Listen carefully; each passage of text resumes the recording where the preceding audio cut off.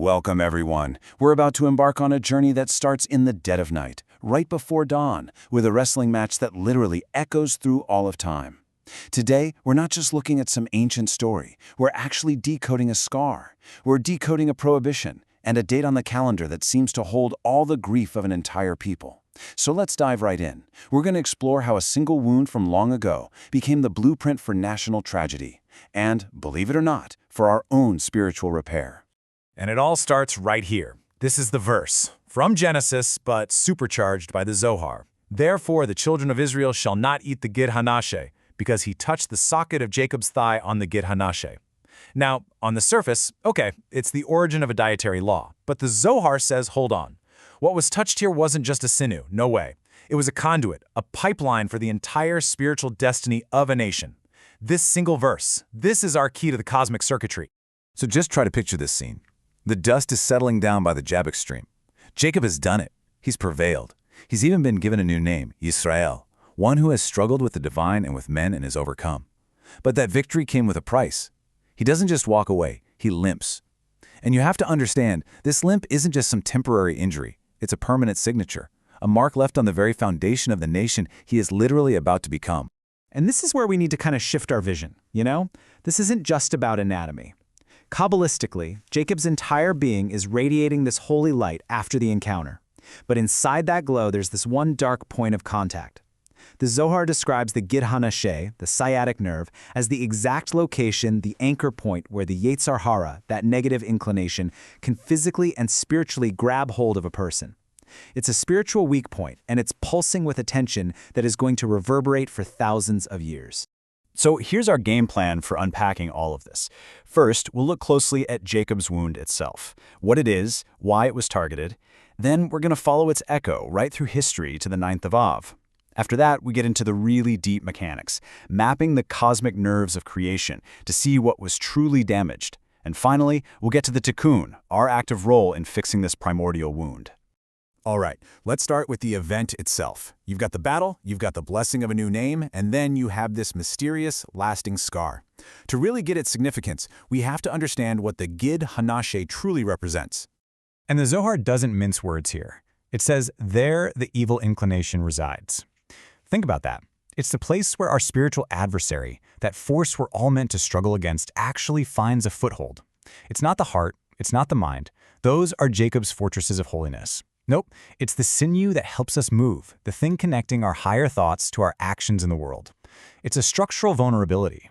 And that's what's so brilliant about the strategy here. The text says, the angels saw he couldn't overcome Jacob's core. Jacob's essence, his connection to God, was just impenetrable. So instead of a direct attack, the angel goes after the infrastructure.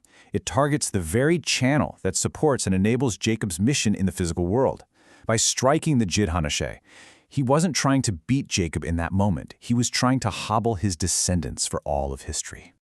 Okay, now watch how this starts to build. Because this single pre-dawn injury, it doesn't just stay a personal story. The Zohar reveals that it actually creates a cosmic vulnerability, a crack in time and space that's going to be exploited on a very specific date, over and over again. You know, when you actually lay it out on a timeline like this, the pattern is it's stark, it's chilling. The initial point of contact with the Gid HaNasheh, this moment where a structural weakness is introduced, becomes the spiritual precursor to the destruction of the first temple and then the second temple, both of which happened on the exact same day, the 9th of Av, Tisha B'Av. That's not a coincidence, it's a consequence. So why the number 9, right? Why the 9th of Av? Well, the Zohar explains that the sciatic nerve corresponds to the 365 negative commandments, which then correspond to the 365 days of the year. The angelic force of Esau basically went through the calendar day by day looking for the one with the most potential for harsh judgment, for din, and he found it, the 9th of Av. This day becomes the calendar's manifestation of the physical vulnerability in Jacob's thigh.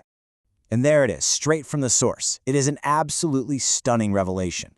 The Zohar says the angel located Tisha B'Av as a day that was already predisposed to judgment, a day when the cosmic defenses are at their lowest. By striking the Gid HaNasheh, he essentially forged a link between that physical weak point in Jacob and this temporal weak point in the calendar, creating a recurring vulnerability for every single one of Jacob's descendants. Okay, so we've seen the what and we've seen the when. Now we gotta understand the how. How does a physical sinew connect to the entire structure of reality? For that, we have to go deeper. We're leaving history and diving into metaphysics to map the cosmic nerves using the system of the Sephirot. For anyone who's new to this, just think of the Sephirot as a 10-part blueprint for, well, everything. They're the divine attributes that allow an infinite God to interact with and sustain our finite reality. And the most critical part? This cosmic tree of life is a macrocosm of the human body. What happens in one directly affects the other. So in this cosmic map, the thighs correspond to the Sephirot of Netzach and Had. And these are not just abstract ideas floating around in space. They are the structural supports, the literal pillars holding up the whole system and transmitting divine energy down into our world. Netzach is the pipeline for prophecy and endurance. Had is the pipeline for the intellectual framework that supports Torah. They are the pillars that uphold our entire connection to divine inspiration. Now this is where it gets really wild. The mystical color theory. In a perfectly balanced state, you've got two forces playing together. Red, which is strict judgment, or din, and white, which is flowing mercy, or chesed. Netzach, the right thigh, is rooted in red judgment, but it's meant to lean towards white mercy. Had, the left thigh, is the reverse, rooted in white mercy, but it leans toward red judgment. The injury shatters this balance. The connection to mercy gets weak, and the system gets flooded with overpowering red judgment, while the white of mercy gets totally diminished. The harmony is broken. Okay, so let's try to make this super concrete with a modern analogy. Imagine Netzach and Had are the two main fiber optic cables transmitting divine consciousness, Torah and prophecy, to the world. The Gid HaNasheh is like an unshielded junction box, a known vulnerability in the wiring. The angel's strike didn't sever the cables, but it damaged that junction point. And that makes the whole data flow unstable, totally susceptible to interference. It allows a hostile system, the cosmic force of Esau, to gain leverage, to inject corrupting code, and to disrupt the entire network. The destruction of the temple, in this analogy, is a total system crash, all caused by this one unresolved vulnerability. So this brings us to the most important part of this whole explainer, the repair, the tikkun. The Torah doesn't just tell us about this wound as some historical fact. No, it gives us the mitzvah of not eating the Gid HaNasheh as the actual repair manual. It hands the problem and the solution directly to us. We are the ones tasked with reinforcing this cosmic infrastructure.